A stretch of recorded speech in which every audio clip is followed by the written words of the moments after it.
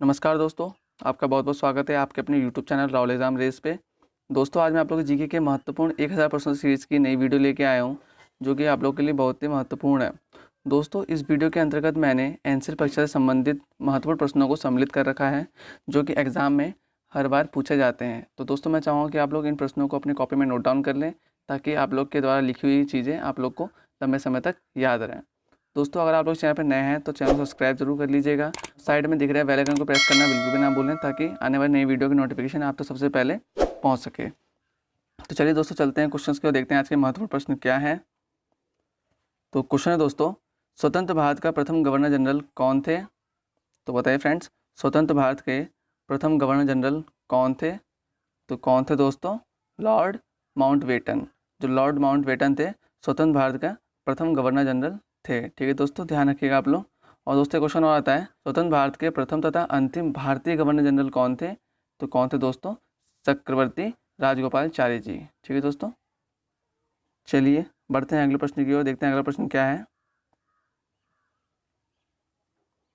अंतर्राष्ट्रीय न्यायालय के प्रथम भारतीय न्यायाधीश कौन थे? तो बताइए फ्रेंड्स, अंतर्राष्ट्रीय न्यायालय के प्रथम भारतीय न्यायाधीश कौन थे? तो कौन थे दोस्तों? डॉक्टर नगेंद्र सिंह। जो डॉक्टर नगेंद्र सिंह थे दोस्तों, अंतर्राष्ट्रीय न्यायालय के प्रथम भारतीय न्यायाधीश थे। ध्यान रखिएगा आप लोग, इंपॉर्टेंट क्वेश्चन है। चलिए बढ़ते हैं अगले प्रश्न की ओर।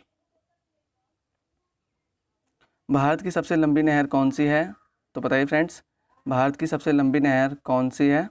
तो कौन सी है दोस्तों? इंदिरा गांधी नहर। ठीक है दोस्तों, इंदिरा गांधी नहर जो है भारत की सबसे लंबी नहर कहलाती है। और ये कहाँ स्थित है दोस्तों? राजस्थान में। दोस्तों राजस्थान की राजधानी क्या है? जयपुर। वर्तमान में राजस्थान के सीएम कौन है दोस्तों? अशोक गहलोत। और गवर्नर कौन दोस्तों? कलराज मिश्र। तो ये भी ध्यान रखना आप लोग। चलिए बढ़ते हैं अगले प्रश्न की ओर। लाइफ डिवाइन नामक पुस्तक किसने लिखी है? तो बताइए फ्रेंड्स, लाइफ डिवाइन नामक पुस्तक किसने लिखी है? तो किसने लिखी है दोस्तों? अरविंद घोष ने। ठीक है दोस्तों, अरविंद घोष ने लाइफ डिवाइन नामक पुस्तक लिखी है। इंपॉर्टेंट क्वेश्चन दोस्तों। चलिए बढ़ते हैं अगले प्रश्न की ओर। विश्व कवि के नाम से कौन विख्यात हैं?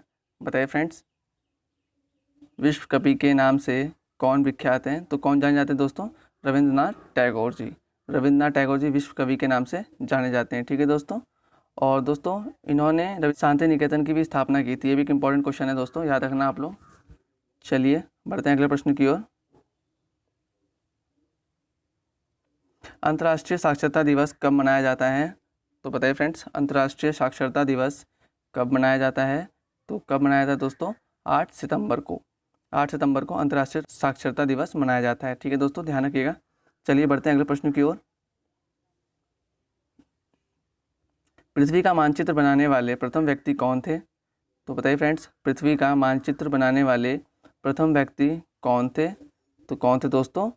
एनेक्जीमेंडर। ठीक है दोस्तों, जो एनेक्जीमेंडर थे वो पृथ्वी का मानचित्र बनाने वाले प्रथम व्यक्ति थे। चलिए बढ़ते हैं अगले प्रश्न की ओर।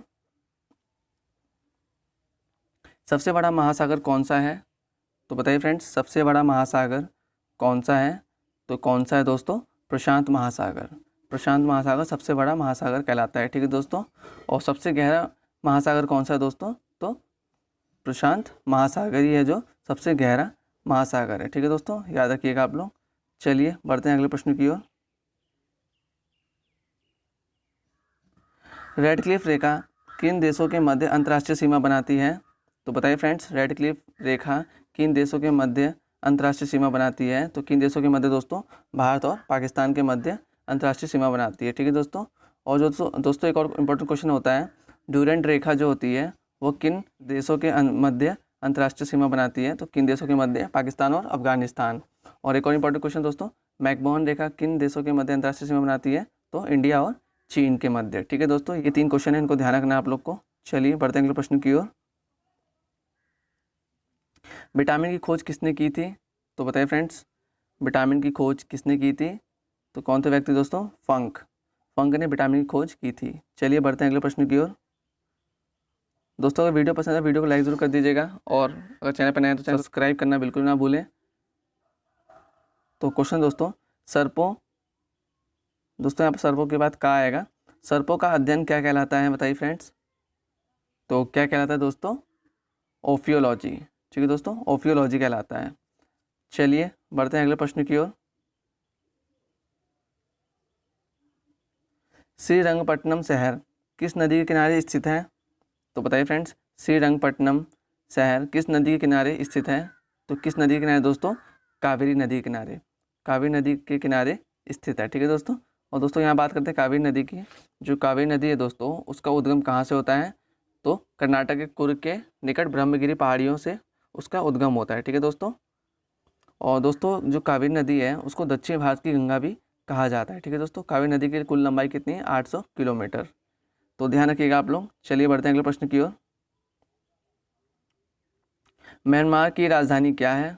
तो बताइए फ्रेंड्स, म्यांमार की राजधानी क्या है? तो क्या है दोस्तों? नेपिडा। जो नेपिडा है म्यांमार की राजधानी है। ठीक है दोस्तों। और करेंसी क्या है म्यांमार की? क्यात। और प्रेसिडेंट कौन है वर्तमान में दोस्तों? विन मिंथ। ठीक है दोस्तों। विन मिंथ जो है म्यांमार के वर्तमान में राष्ट्रपति हैं। तो ये बातें ध्यान रखनी है आप लोग को। चलिए बढ़ते हैं अगले प्रश्न की ओर। पवन चक्कियों की भूमि किसे कहा जाता है? तो बताइए फ्रेंड्स, पवन चक्कियों की भूमि किसे कहा जाता है? तो किसे कहा जाता है दोस्तों? नीदरलैंड को। नीदरलैंड को पवन चक्कियों की भूमि कहा जाता है।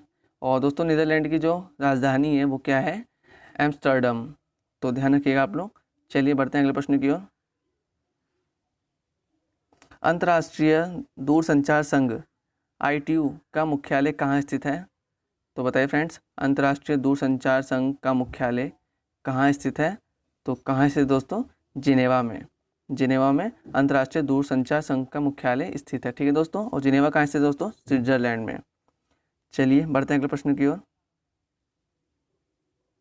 संपूर्ण क्रांति का नारा किसने दिया था? तो बताइए फ्रेंड्स, संपूर्ण क्रांति का नारा किसने दिया था? तो किसने दिया था दोस्तों? जयप्रकाश नारायण जी ने। जयप्रकाश नारायण ने संपूर्ण क्रांति का नारा दिया था। तो ध्यान रखिएगा आप लोग। चलिए बढ़ते हैं अगले प्रश्न की ओर। दोस्तों प्रश्न एग्जाम पॉइंट ऑफ व्यू से काफ़ी इंपॉर्टेंट है, इसलिए आप लोग इन प्रश्नों को ध्यान से पढ़िएगा। तो क्वेश्चन दोस्तों, वेद शब्द का क्या अर्थ है? तो बताइए फ्रेंड्स, वेद शब्द का क्या अर्थ है? तो क्या अर्थ है दोस्तों? ज्ञान। ठीक है दोस्तों। चलिए बढ़ते हैं अगले प्रश्न की ओर। प्रसिद्ध गायत्री मंत्र कहाँ से लिया गया है? तो बताइए फ्रेंड्स, इंपॉर्टेंट क्वेश्चन है। प्रसिद्ध गायत्री मंत्र कहाँ से लिया गया है? तो कहाँ से लिया गया दोस्तों? ऋग्वेद से। चलिए बढ़ते हैं अगले प्रश्न की ओर। देखते हैं अगला प्रश्न क्या है। तो क्वेश्चन दोस्तों, रेडियो तरंगों के संचरण के लिए प्रयुक्त वायुमंडल का स्तर क्या है? तो बताइए फ्रेंड्स, रेडियो तरंगों के संचरण के लिए प्रयुक्त वायुमंडल का स्तर क्या है? तो क्या है दोस्तों? आयन मंडल। चलिए बढ़ते हैं अगले प्रश्न की ओर। रासायनिक ऊर्जा का विद्युत ऊर्जा में परिवर्तन किसका उदाहरण है? तो बताइए फ्रेंड्स, रासायनिक ऊर्जा का विद्युत ऊर्जा में परिवर्तन किसका उदाहरण है? तो किसका दोस्तों? बैटरी का। ठीक है दोस्तों, ध्यान रखिएगा। चलिए बढ़ते हैं अगले प्रश्न की ओर, जो कि आज का आप लोगों को सरप्राइज क्वेश्चन है। कोणार्क का सूर्य मंदिर कहाँ स्थित है? दोस्तों ये आप लोगों को सरप्राइज क्वेश्चन है, जिसका आंसर आप लोग मुझे कमेंट बॉक्स में जरूर दीजिएगा। तो दोस्तों ये थे आज के 20 महत्वपूर्ण प्रश्न। मैं आशा करता हूँ कि आप लोग को आज की वीडियो काफ़ी पसंद आई होगी। अगर वीडियो पसंद आई तो वीडियो को लाइक ज़रूर कर दीजिएगा और एक प्यार से कमेंट करके मुझे ज़रूर बताना कि वीडियो कैसी लगी। और दोस्तों वीडियो को ज़्यादा से ज़्यादा शेयर करें ताकि और भी स्टूडेंट तक ये वीडियो पहुँच सके। तो मिलते हैं दोस्तों अगले वीडियो में कुछ नए महत्वपूर्ण प्रश्नों के साथ। तब तक के लिए bye bye, take care, Vande Mataram.